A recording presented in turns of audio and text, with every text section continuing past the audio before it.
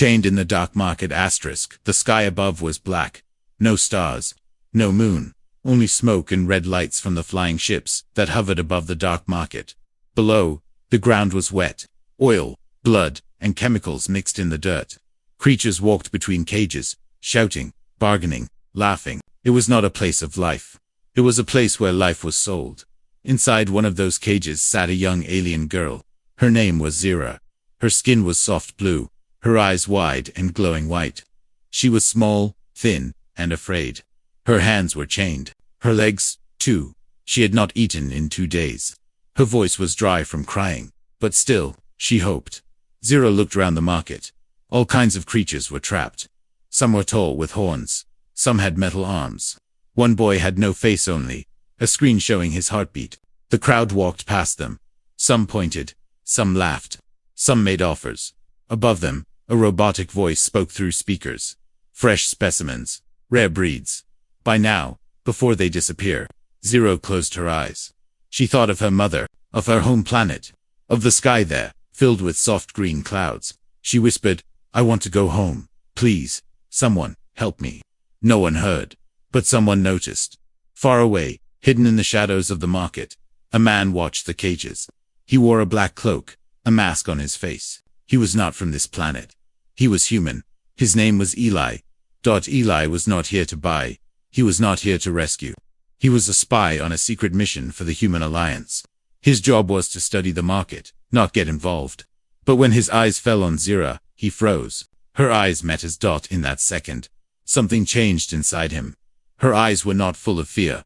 They were full of something else. Hope. He looked away. Stay focused, he whispered to himself. She's just one of many. But he kept looking back. Zira saw him again.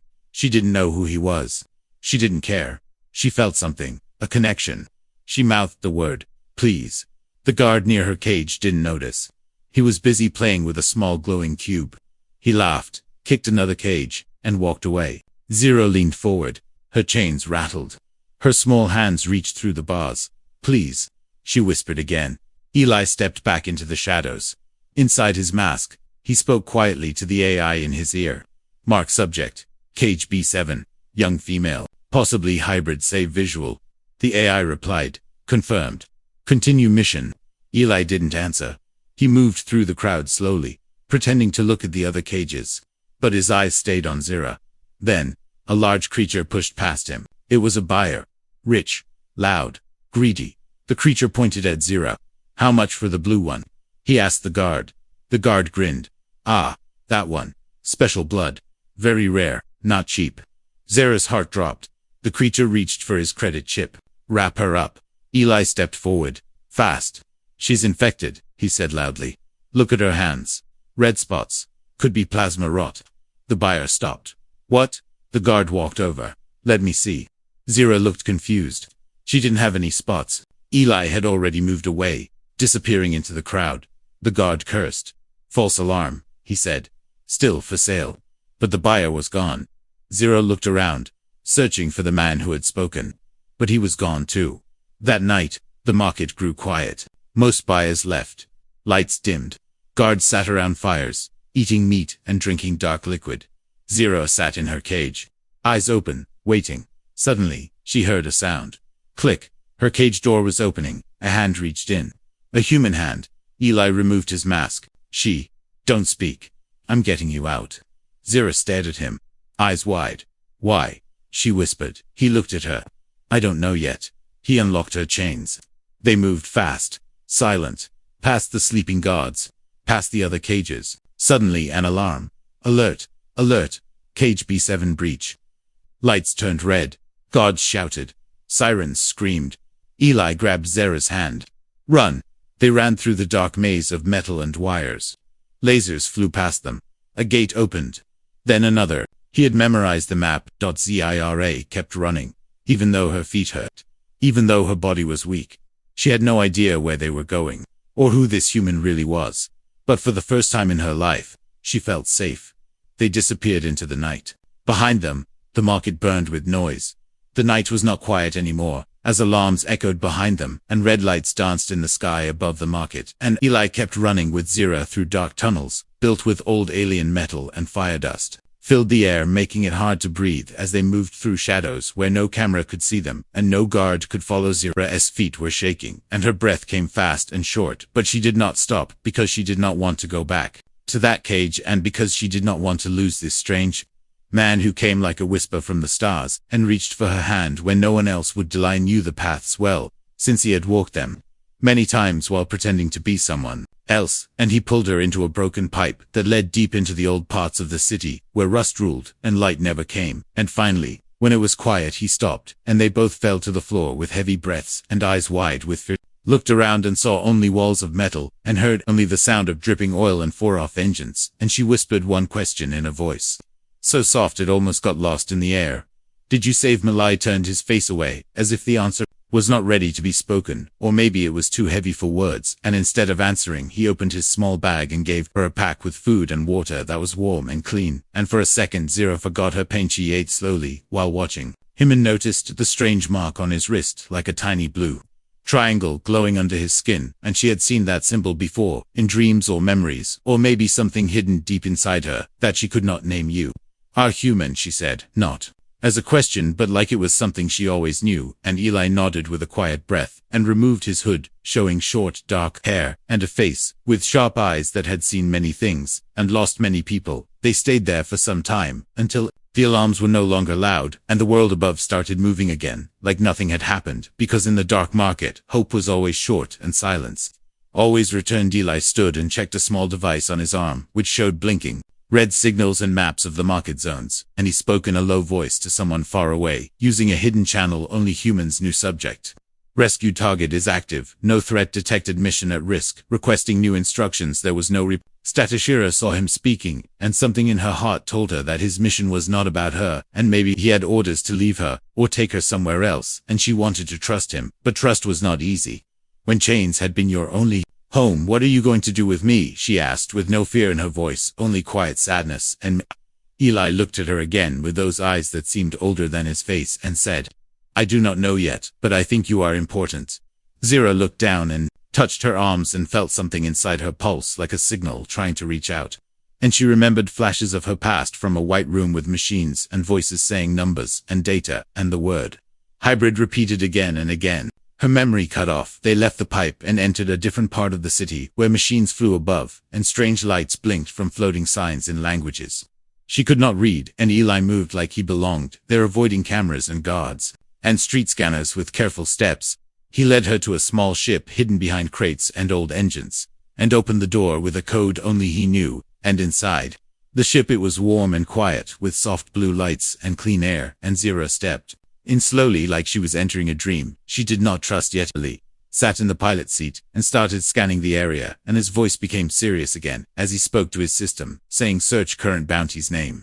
Zira, origin, unknown, status, wanted, high level, priority, multiple systems." Scanning. Zira heard her name and froze as the screen showed her face and numbers and warnings, saying, "High risk, biological subject, retrieve alive, reward unlimited contact creators." Directly her body began to shake, not from fear, but from confusion, because she never knew she was something people would pay to capture or kill or use, and her hands went cold as her breath caught in her throat. I turned to her and said, "They want you, and they will come, and they will not stop, and I need to understand why before they reach us, because if they do, we will both disappear, and no one will ever know what you truly are." Arazira looked at him and said, "I don't want to be something dangerous, I just want to live, and breathe, and feel the sky." Agandant. Eli said, "Then we fight not just to run, but to find the truth, because sometimes monsters hide behind the brightest lights, and sometimes the smallest voice can shake an empire." The ship trembled gently as it hovered in silence between walls of forgotten steel and broken towers, hidden below the surface of a city built for secrets and lies. And inside that small ship, Zira sat with her knees pulled close and her eyes watching every flicker on the screen in front of Eli, who stared at the signals with a calm face that hid 1,000 thoughts. Eli knew they had little time left, because the system that tracked high-value bounties had already pinged her face across 5 sectors, and that meant bounty hunters, smugglers, collectors, and worse would soon be looking, and not just in the market below, but across all air routes that touched this dying planet. Zira did not ask where they were going, because she had already accepted that answers were not easy things in this galaxy, and sometimes the only answer worth trusting was survival. And for now, Eli was the only reason she was not still chained in the dock. With a price tag on her head, he tapped a command on the console and the ship began to rise slowly through the gap in the metal ceiling, and lights from the surface began to glow red through the cracks. Like blood veins pulsing with heat, and warning Shira stood beside him and placed a hand on the edge of the chair, steadying herself as the engines hummed like quiet thunder, waiting to scream, and she looked at him and said, "You said we fight, so tell me, who do we fight, and why do they want?" Eli looked at her and saw something strange, not fear, not weakness, but a calm strength like a flame that refused to die even in the darkest wind, and he replied, "We fight anyone who believes you are just a code, or a sample, or a weapon, and we fight because someone chose to create you and someone else chose to sell you, and now the choice is yours." As they rose above the lower city, the scanners beeped loud and sharp, and a voice from the console screamed, "Incoming threat, target lock activated, evasive mode required," and the ship jolted sideways as red lasers streaked past the windows, cutting through the air like fire rope. Shira grabbed the side rail and held on while Eli pushed the controls, and the ship spun through narrow alleys between towers, and fire lit the skies above as a bounty hunter ship closed in behind them, its long wings spreading like claws, its pilot hidden behind armor that gleamed black and silver with hunger. The bounty ship fired again, and one blast hit the back engine, causing a small explosion, and a warning alarm began to wail through the ship, telling them what they already knew, that they would not last long in the Skatili.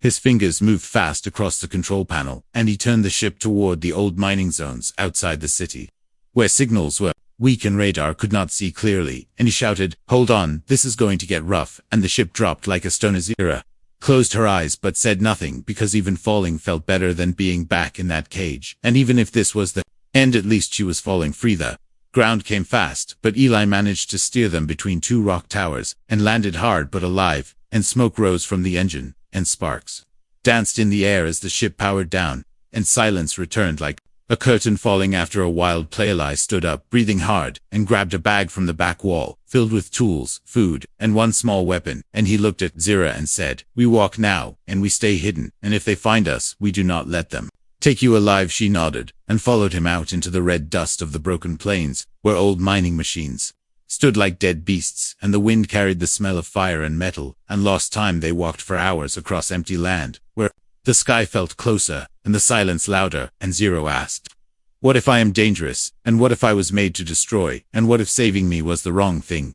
Eli stopped and turned to her and said, "If you were made to destroy, you would not be asking those questions, and if you were truly a threat, I would have known by now, because I have seen real monsters, and they never ask who they are or why they exist far behind them." The sound of ships grew louder and shadows moved across the horizon like vultures circling in. Eli pulled her behind a rock wall and raised the scanner, which blinked red, again showing not one but 3 bounty vessels, searching the area in a wide pattern. They were getting closer. Zira reached for his hand, and for a second, he hesitated, not because he was afraid, but because he remembered what it meant to care about someone again, and in that second he made a promise, without saying it out loud, that he would protect her, even if it cost him everything. The escape was not over, and the journey had only just begun, and somewhere deep in her mind, Zira felt something awaken like a sleeping signal, waiting for the right moment to rise. She didn't know what it was yet, but she knew it was hers, and it was powerful. The wind rose across the empty rocks, and the sky turned a deeper orange as if the sun itself was bleeding over the mountains that guarded the wastelands. And Eli walked with careful steps, while his eyes searched the sky again, and Zira followed. Cliff, her breath steady, but her mind spinning like a wheel that refused to stop turning, because deep inside her something had changed, and she could feel it. They found an old mining station, broken and half buried in dust, its doors rusted and windows cracked like glass frozen mid-scream, and Eli kicked the door open with a grunt and pulled Zero inside, and once the metal slammed shut behind them, the silence returned thick and strange, like they had stepped into a forgotten dream. Zira touched the wall and felt it vibrate slowly like a pulse buried deep under stone, and for a second she saw something in her mind, not a memory but a vision of this place, filled with people and lights and machines that hummed like soft thunder and voices, shouting numbers and codes. And then it was Gurnili sat near a dead console and opened his bag, pulling out an energy core, a data spike, and a small blinking chip. Then he began to connect wires and press buttons with movements that were fast and focused, like he had done this 1,000 times before. And Zero watched him and asked, "What are you doing?" He replied, I need answers, and the only place we might find them is inside you, but I am not going to cut you open or hurt you. I just need a scan, a deep one, to see what they see when they look at you, and to understand why you are the most hunted being in this sector. Zira hesitated, then nodded, and sat across from him, and held out her hand with quiet trust, and Eli placed the scanner gently on her wrist, and the device lit up instantly, glowing red, then green, then blue, as lines of alien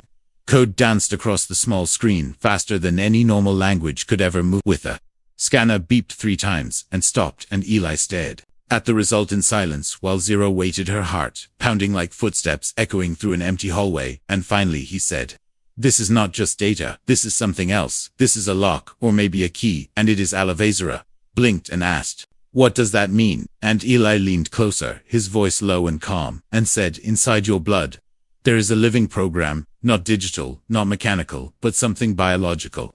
Something created to learn, to adapt, and to protect, something ancient and dangerous and hidden." She pulled her hand back slowly, and her body felt cold all over, and she whispered, "I do not want to be a weapon, and I do not want to be the reason people die, and I never asked for this. I never wanted any of this." Seal I placed the scanner down and looked at her with eyes that were softer now, filled with something rare, and said, "You are not a weapon, and you are not a thing. You are a person, and whatever they put inside you does not change who you are. And I have seen real weapons, and they do not cry or care or ask questions." Suddenly, the lights in the old station flickered once, then twice, and a screen on the far wall turned on by itself, showing a symbol neither of them had seen before, a circle with lines cutting through it like a star falling apart, and a voice came through the speaker, not loud but clear. "Zira, we know where you are, and we are coming for you. You are not complete, and you do not understand your purpose. But you will, and when the time comes, you will return to us and bring the end. We built you for." Eli jumped up and pulled his blaster from his side, and aimed at the screen. But the signal ended before he could fire, and static returned, buzzing like angry insects in a jar, and Zero sat frozen, her face pale, her eyes wide and full of fear, and something else. She looked at him and said, "I saw that symbol in my dreams, and I think they made me in a place like this, and I think I was part of a group, not the only one, and maybe I am the last one left." Eli paced the room, trying to think faster than the storm he knew was coming, and he said, "If they are tracking you through blood or thought, then we have no time, and we cannot hide anymore. Because they are not just chasing us, they are calling you home." Azira stood slowly, her fists clenched, and her voice stronger now, and said, "Then, we changed the ending, because I am not going back, and I am not finishing something I never started, and if there are others like me, then I will find them, and I will set them free outside." The wind screamed louder as ships moved like shadows over the distant hills, and inside that broken place, 2 fugitives stood side by side, no longer running, but preparing to face whatever came next, not with fear, but with fire. The night sky cracked open like glass as 3 black ships descended from the clouds, their engines silent, their wings spread wide like the arms of shadows, ready to swallow light. And in the valley below, where the old mining station slept, Eli saw them through the cracked window, and knew they were not bounty hunters and not traders, but something far worse. Azira stood behind him, her hand clenched tight, her body still, her mind spinning with images that were not memories, but warnings, as if something deep inside her had woken up, and was now whispering in a voice she could not understand, yet could not ignore. And when she looked at the ships, she did not feel fear, she felt recognition. Lee turned and grabbed his weapon, then gave her a small silver ring with a red button in the center, and he said, "If I fall, you press this and run west. Do not stop, do not turn back." And Zero looked at him and said, "I will not leave you," and he replied, "You might have to." And then he opened the door and stepped outside into the cold wind that carried the scent of dust and danger. The ships landed without sound, their ramps lowering, slowly revealing tall figures dressed in armor that shimmered like dark glass, and their faces hidden behind masks, with glowing eyes blue like ice. And one of them stepped forward, and his voice echoed without movement, like it was not sound but thought. "Zira, you were not made to run, and you were not made to feel. You were made to awaken the core and restore the command, and you are needed now more than ever. Come with us, and no harm will come to the human who stands beside you." Eli raised his weapon and his voice together and said, "She is not yours, and never will be, and if you try to take her, you will have to go through me first." And for a moment there was silence, not empty silence, but the kind that holds breath before thunder. Zira stepped forward, her eyes glowing faintly, her voice steady and clear, and she said, "I may have been created by you, but I belong to no one, and I will not help you destroy what little piece this universe has left, and I will not complete something I never chose to begin." The figures did not move, but the sky above them did, shifting like smoke caught in wind, and a new Ship appeared larger, darker, with symbols glowing across its surface symbols. Zero felt burn into her mind, and suddenly her legs gave way, and she fell to her knees with a cry that was not pain but connection. Ran to her side, his hands on her shoulders, his voice calm, trying to ground her, but she was shaking now, as lines of light appeared under her skin, moving like veins of fire, her eyes wide, her mouth open in silent horror, as the code in her blood began to activate. The lead figure stepped closer and said, "You cannot stop it now. She is responding to the signal, and once it begins, there is only one path, and it leads to the awakening, and you are already too late to change." Italy stood and fired without warning, 3 shots clean and fast, hitting the figure in the chest, but the armor absorbed it like air, and the figure raised one hand and sent a wave of energy that knocked Eli back against the wall, his body crashing hard, his breath leaving him in a sharp gasp. Zero screamed, not from fear, but from rage, and the light in her veins exploded outward, in a pulse that shook the ground, the sky. The walls of the station and the ships above paused, as if waiting for something greater, and in that moment, Zero rose, not by choice, but by force, as her body lifted inches off the ground, her hair flowing, her hands glowing, and her voice echoing, "I am not your weapon, I am not your child, I am the broken chain and the open gate. I am the mistake you made, and the storm you feel." Energy burst from her in a ring of white light, and the first 2 ships cracked apart, their systems failing, their power shutting down, and the masked figures stumbled as their suits blinked and dimmed, and for the first time, Eli saw fear behind those glowing eyes. Ira collapsed again, and the light vanished, but the ground around her still hummed, and the air shimmered like heat, and Eli crawled to her side, bruised and coughing but alive, and he said, "I told you, you were powerful," and she smiled weakly and said, "I did not believe you, until now." The last ship remained untouched, its engines quiet, its hull gleaming, and the voice returned once more, deeper, colder, heavier than before, and it said, "You have only delayed the end, the true awakening is still to come, and when it does, you will not survive it." And then the ship vanished without sound or fire, as if it had never been there. Eli helped Zero to her feet, and they looked around at the smoking wreckage, at the broken earth, and the quiet sky, and he said, "They will be back." And Zero said, "Then we keep moving, because I am not done running, but I am no longer afraid." The night was cold and long, and filled with the sound of silence that was not peaceful but heavy, like a warning waiting in the dark, and Eli walked beside Zero through the ash plains, where the ground still smoked from the energy blast she had released, and though she could barely walk, her steps were strong in spirit, and her eyes no longer wandered in fear. They found a broken communications tower half buried in the side of a hill, its panels rusted and lights long dead, but Eli managed to force the doors open, and inside the air was stale and dry, and full of echoes from a time before they were hunted. Before she knew what she was, and before he had chosen her life over his mission. Zero sat on the floor, her back against the wall, her eyes staring into nothing, while her hands trembled just enough to betray her thoughts, and Eli stood above her holding the last working beacon in his hand, the same one he had refused to use until now, because using it meant sending a message back to command and asking for help. He looked at her and said, "If we stay out here, we die, and if we try to outrun them again, we still die, but maybe if we call my people, we have a chance." And she turned her face to him, slowly, her voice quiet but sharp, and asked, "Do you trust them?" And he said, "I used to." Eli activated the beacon, and a blue light blinked from the tip, and a signal was sent into the sky through clouds and static and satellites, and silence. And Zero closed her eyes and whispered something in a language even she did not understand, and the tower hummed faintly, as if it too was listening. 3 hours passed before the ship came, not loud, not bright, but clean and white and fast like a thought, moving through space, and it landed outside the tower with precision and calm, and the ramp opened, revealing 3 figures dressed in gray armor with the symbol of the Human Alliance glowing soft on their chests. The man who stepped forward was tall and thin, with short silver hair and a scar across his left eye, and his voice was smooth and familiar, and when he spoke, Eli stiffened, because it was the voice of someone he once trusted, someone he once called friend. Eli, he said with a smile so empty it echoed, and Eli replied, "Commander Roth, I didn't think they would send you." And Roth said, "You didn't give us much choice, did you? Breaking protocol, disobeying orders, going dark for 12 days and all. For what?" This girl. Zero stood up slowly, and Eli stepped in front of her, as Wraith's eyes locked onto her like a weapon, scanning, calculating, deciding, and Wraith tilted his head and said, "So this is the asset." And Zero flinched at the word. "I have a name," she said, and Wraith smiled again and said, "Names are for people." And then he looked at Eli and said, "Get her on the ship, we're leaving now." And Eli didn't move. He looked at Wraith and said, "What are you planning to do with her?" And the answer came too fast, too cold, and too clean. "We're taking her to Sector 7.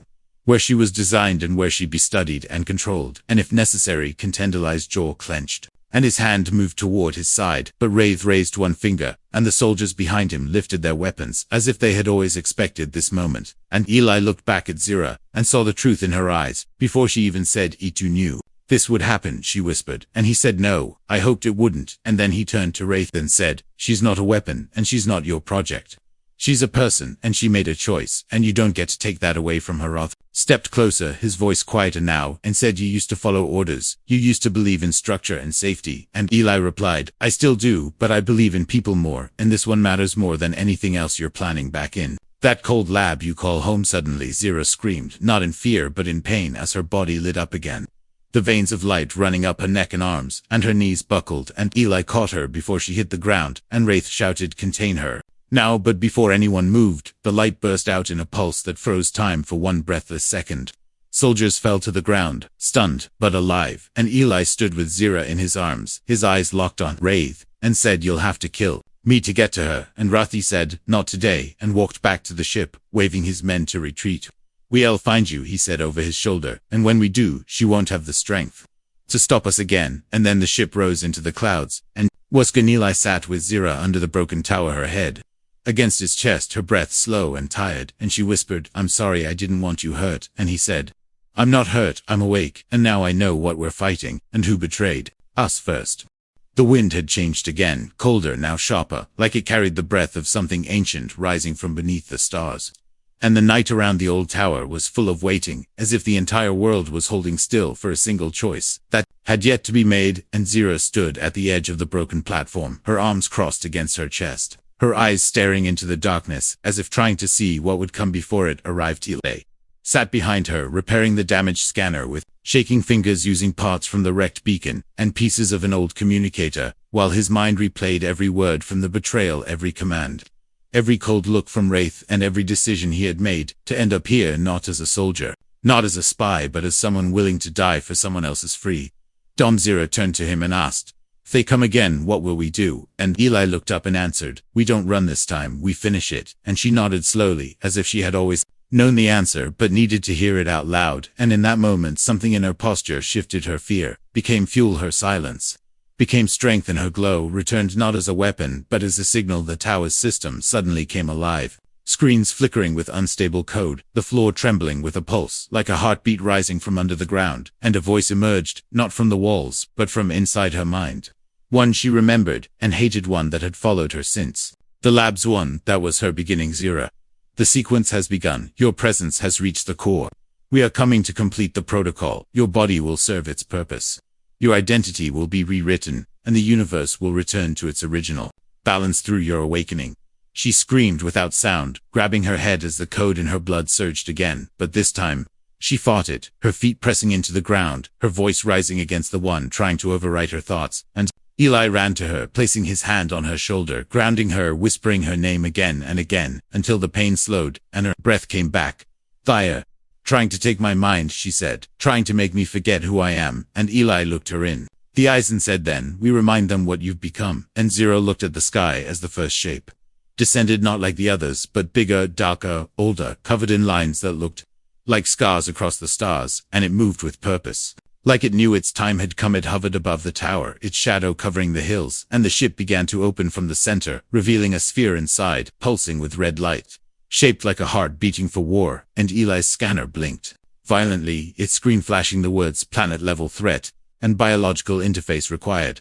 And he understood then what they had built her for. She was the final key. They wanted to merge her with the core, connect her body to the machine, and use her energy to restart something buried, something lost, something that should have never been touched again. And she turned to him and said, if I let them take me, they'll use me to destroy, but if I resist, they'll destroy us both. And Eli said, then we don't give them a choice, we rewrite the plan. He ran to the control panel and connected the scanner to the tower's core, using Zira's pulse as a shield, and started a feedback loop, one that would confuse the core and trap the incoming signal in a memory loop. And he shouted to her, when I say now, you need to speak, not with your voice, but with everything you are. Because this system is built to respond to command energy, and you are the only true source. Left. She stepped forward, The wind ripping through her hair, the storm rising around the tower, and the ship opened wider, the red sphere glowing hotter, the voice returning with more power, saying, Zira, final command, initiate, merge, accept protocol, release identity, and she felt her body rising again, her blood burning, her thoughts splitting in half. And then Eli shouted no and. She screamed, not in fear, not in pain, but in hope. She screamed the truth of who she was, of every moment she had survived, of every chain she had broken, of every step she had taken toward the edge of her own fate, and her voice cracked the sky, and shook the core, and the red sphere glitched, shuddered, broke, and then exploded into a wave of light that reached across the hills and shattered the ship from the inside out.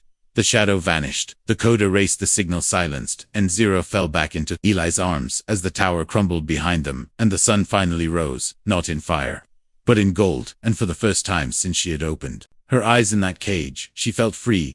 He held her tight, her breath warm against his neck, and she whispered, thank you, and he said no thank you, for reminding me what it means to fight for something real. And as the dust settled, and the sky cleared, they stood at the edge of a new beginning, not as soldier and subject, not as protector and key, but as two lives changed by a single moment of choice.